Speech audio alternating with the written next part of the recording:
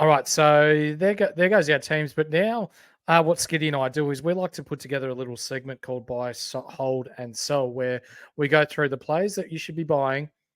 If you've got the players and are considering selling, maybe holding them, and the players that you must sell. So let's kick it off with our buys. Targets acquired. All right, so to start off with, Maxi Gorn. I think even though he's got a buy next week, he will never be this cheap again. 660K, break even of 75. It's time to get him, even though he's got a buy next week, if you've got the coverage for next week. Remember, it's still best 18. So if you can get away with it, awesome. I'm holding. Yep. Christian Petracca, average of 122, break even of 140. This guy's a genuine gun. He's at 660 as well. May drop a little, but he is top tier super coach. So if you can look to bring him in now, not next week, week after, then do that. Yeah. Tim English, Skiddy. Yeah, no, I think Timmy's going to be probably one of the best two ruckmen for the whole rest of the year. Even if Darcy's there, it's a little bit concerning, but I think he's just a little bit ahead of Marshall, so I'd still be holding Tingles.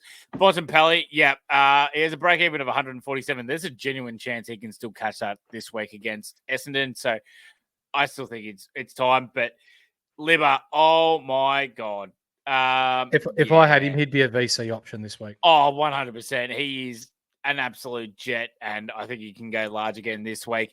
Sam Darcy, if you didn't bring him in last week for his bubble, then I think you can still buy him, though. I still think you got a bit of time. His break even still at a minus 21. You can definitely still bring him in. Loman, he is a buy, but I am not fully certain on bringing him in. I think if he's named on field and you're looking for a rookie forward, not bad. No, not bad. You're right. I did check this earlier to Hamo that there was someone else that I liked, but I can't remember exactly who it is. Let me double check that. But Loman, you can if he is named on field, but I'm not sold. That's for me personally. Lockie Neal, average of 122 this season, still in only 2% of teams. Only averages 96 against Melbourne in his last 3 games. He could be a look. I think the ankle worries me a little bit. So for me, it's not, but he's definitely got the ceiling where he could go large. Hamo's just come in and said Loman's named on the bench, which is iffy. I also was saying as well, like, if you're going to go, if you want someone like Loman, I mean, I know it sounds weird, but Lafau from Richmond, shit. I mean, he's looking a little bit better each and every week. McGuinness, Reef McGuinness for Collingwood, there's a chance you could have him. I just don't think these guys aren't getting subbed. Like, they're not being the subs. Sorry.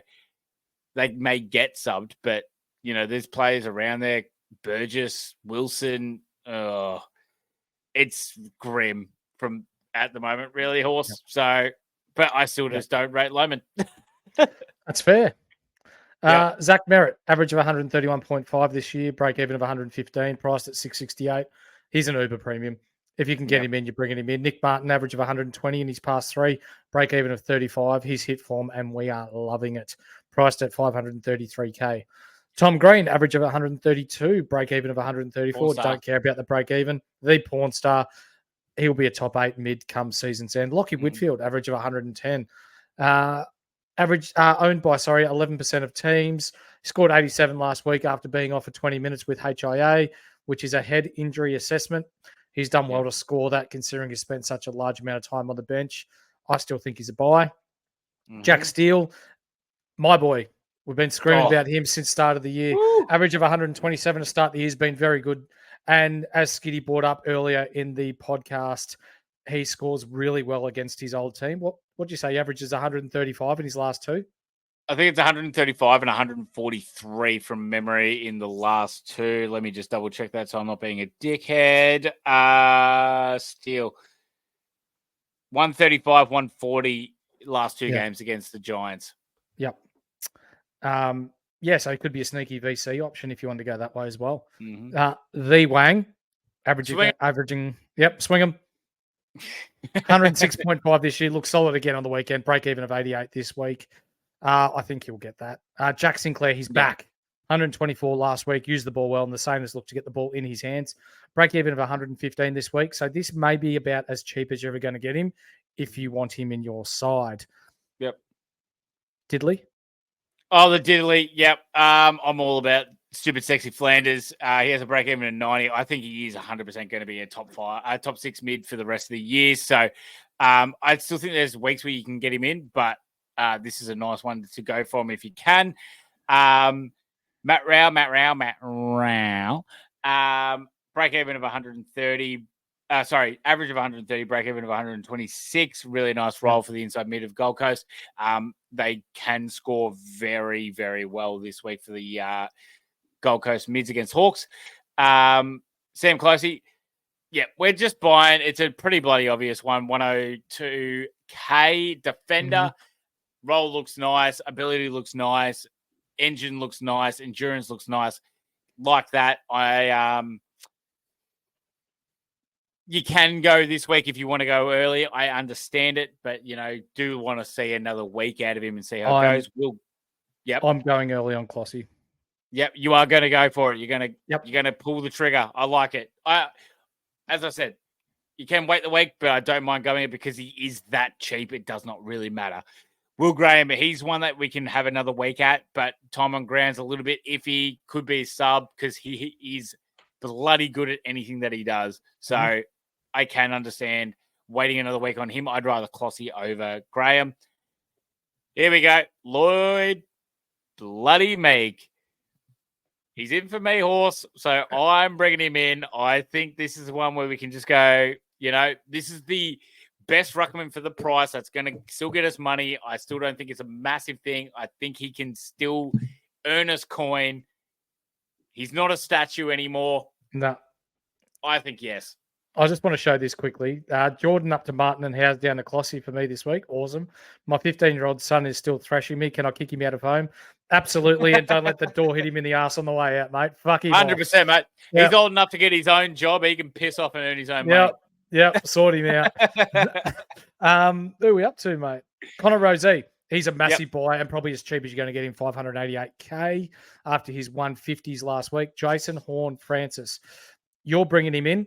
Priced at 433K, break even of 4, average of 122 after 2 games. Not sure whether he'll keep up this sort of scoring, but if you're bringing him in to make 100 to 120 to go up to a primo, awesome.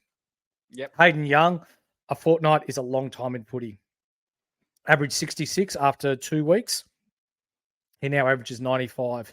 Scored 113 last week and has a break even of 45, so he's going to go up in price. Jeremy Sharp, the 126 last week means that he now has a minus 51 break even. And yes, even though he's at 250K, I'm calling it a buy because he could still make you 100 to 150K. That 126 will be in the system for a couple of weeks yet. The She's got, if you do not have him, and 55% of the community do have him, bring him in. 124 he's averaging. He's a top 6 defender. Just put him in and throw away the key. He is that good. Yep. Charlie Coomben, mate. Oh, yeah, mate. Look, he can wait a week if you really, really want to, but 129 his first week. We did say this, that he was going to go pop off. And I think he can just keep on keeping on as well. So I like it. But if you want to wait a week, completely understand. 200 and something K forward. So no worries there. Ollie Dempsey, absolute cash cow, and he is still growing. Average of 80, break even of minus 14. Yep, please. Thank you very much. Max Holmes, I think he's very, very close to a buy. It's on the verge. I think there's better options, but yes, I don't mind it if you want to because he will get DPP of defender. Harley Reid, average of 71, break even of 12. Last week was the start of West Coast really unleashing what he can do. He will get more broken tackles than what his break even is this week. He could almost break the record this week, which is 8 by. Do you know who that's by, horse? Is it Dusty Martin? That's one of them, and No, I don't know the other. LDU, that is correct. LDU from the North Oh. Melbourne Kangaroos. And the other one was Dusty Martin in the Premiership, which basically means that LDU is equivalent to Dusty in a Premiership. Let's go to Liam Duggan. Average of 99, break even of 60. Yeah, the stinky 49's out of it, though. So I don't mind it. We can actually have a crack at Duggan. It just depends if you think that he's going to be a top 6 defender for the year. Elliot, Yo. definitely be a buy if you want him to. He does have that mid defender DPP. Been showing a lot better, and he has the 130 in his route for last week. Shy Bolton, yeah, he's got the buy next week. The buy next week really, really hurts. So that's where you kind of fade, but he will go bloody big. I reckon he'll go bloody big this week and the week after and the week after that as well. Yeah. Horse. Sell. We're selling, are we? Legend, it's Steel, not Rail. It's Steel. Yeah, okay. Legend said it's Steel or Rail the better option, and I said Steel. Oh. Definitely Steel. Let's talk about players you're going to want to sell to upgrade.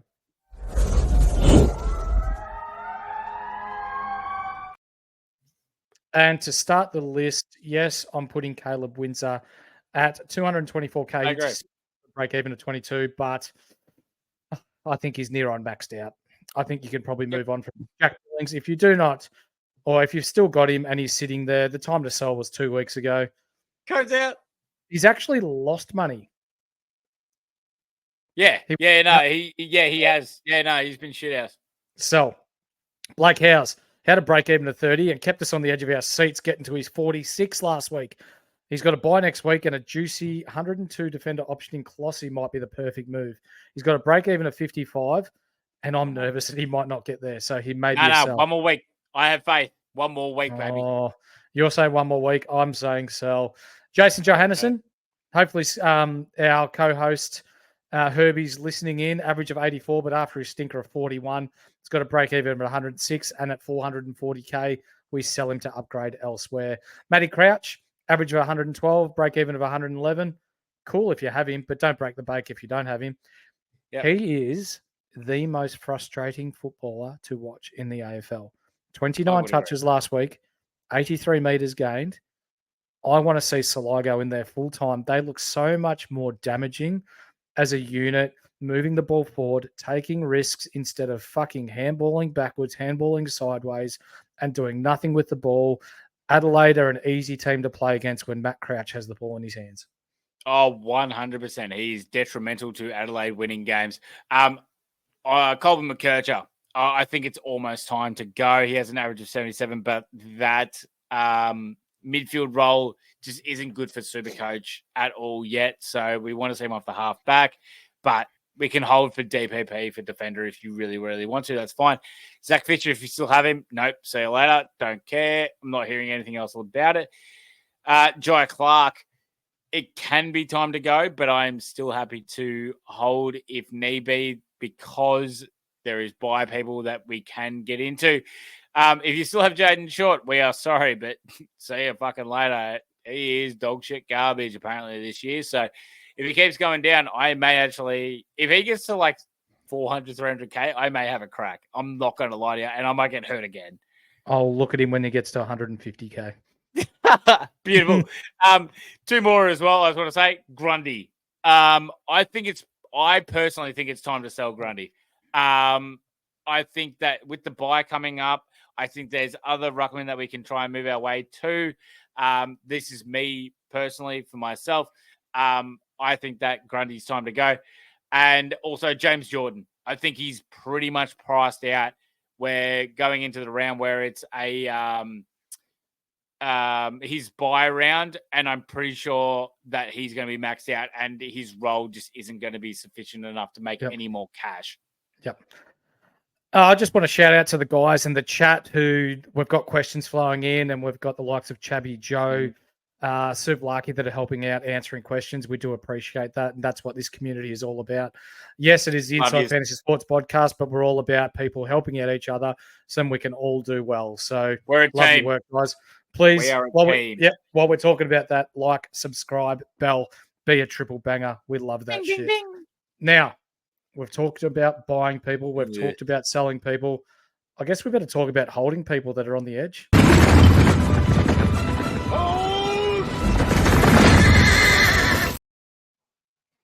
Quickly, Tommy, I hear what you're saying with Wilson.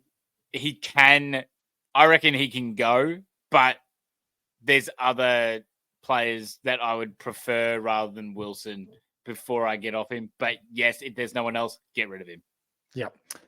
So we're going to talk about holding, but before we start talking about AFL players, I'm holding Skiddy and his bets. I think he'll come good eventually.